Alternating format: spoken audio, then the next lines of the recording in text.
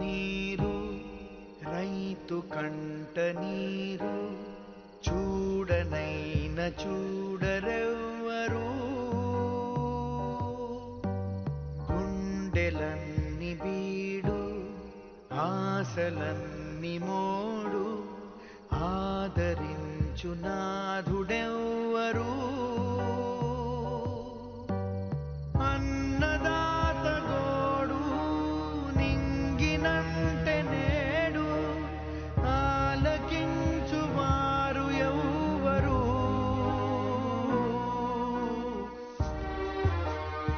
మనం భూముల్ని కాపాడుకోవాలి, శంకర్ బాబుని కాపాడుకోవాలి. అది జరగాలంటే మన ఊరికి జరిగిన అన్యాయం దేశమంతా తెలియాలి. అన్ని టీవీల్ని పత్రికల వాళ్ళని మన ఊరికి రప్పించాలి.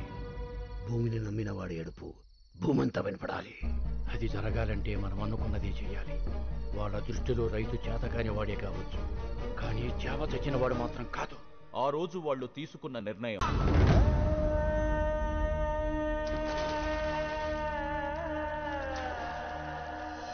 ఆయువంత చూడు ఆర్తనాదమాయే గొంతు కోసుకుంది ఆకలి 70 ఏళ్లు దాటిన వృద్ధుల నెత్తురుతో తడిసిన నీరూరు నేల చరిత్రలో మరో బ్లాక్ డే. అసెంబ్లీ పార్లమెంట్ మౌనం పాటించాయి. తీర్పు వెలువడే వరకు నీరూరులో కోలా ఫ్యాక్టరీ పనులు నిలిపివేయాలని కోర్టు ఆదేశించింది. జరిగిన పరిణామాల మీద నివేదిక తయారు చేసే బాధ్యత కృష్ణమూర్తి కమిటీకి అప్పగించింది. శంకర్ని విడుదల చేసింది. చనిపోయిన గ్రామస్తులు 6గురికి ప్రభుత్వం ప్రకటించిన 25 లక్షల ఎక్స్గ్రేషియాని గ్రామస్తులు తిరస్కరించారు. ఆ ఊరంతా కలిసి ఒక నిర్ణయం తీసుకుంది. కేసు తేలే వరకు మగవాళ్ళెవ్వరూ ఆ ఊరిలో ఉండకూడదని. నీరూరు తరపున కోర్టులో పోరాడే బాధ్యతని శ్రీ శంకర్ గారికి అప్పచెప్పింది. కేసు నడిపించడానికి కావలసిన ఆర్థిక వనరులు శంకర్కి సమకూర్చడానికి రాష్ట్రాలు దాటి దేశాలు దాటి కూలి పనులకు మగాళ్లంతా వెళ్లిపోయారు. పైరు పండుతుందా ధారలైన కంటి నీటితో.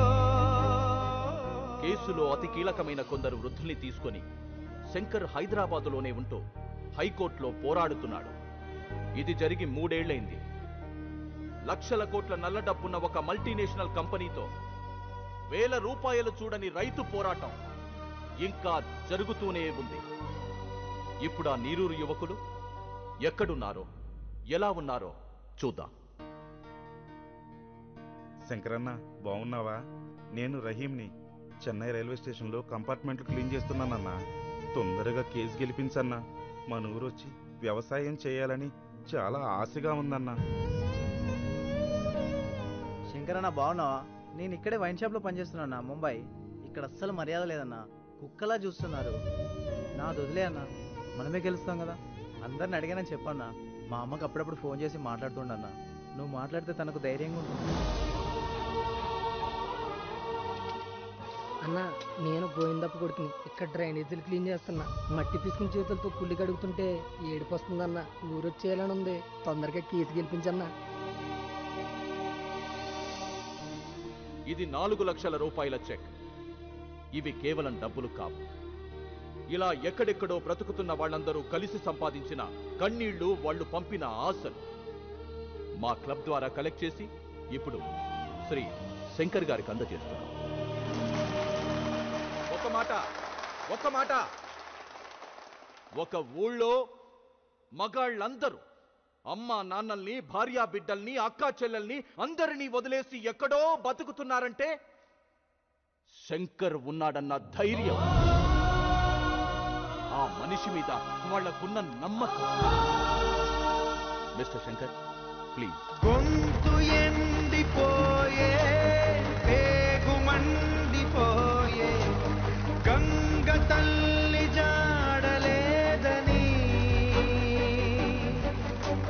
నీటిపైన నీరు గారిపోయి రాత మారుదారి లేదని. ఇందులో 2400 రూపాయల చిల్లరుంది. వాళ్ళ కష్టాన్ని మార్చడం ఇష్టం లేక అలాగే ఇస్తున్నాం.